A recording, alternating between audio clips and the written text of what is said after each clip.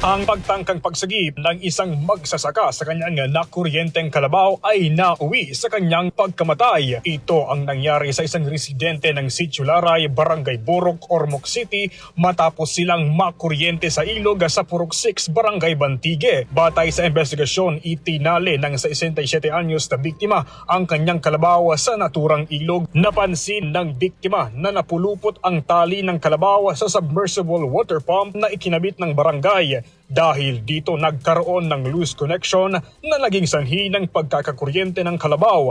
Nang makita ng may-ari ang sitwasyon, agad niya itong sinubukang sagipin, ngunit siya naman ang nakuryente na naging dahilan ng kanyang agarang pagkamatay.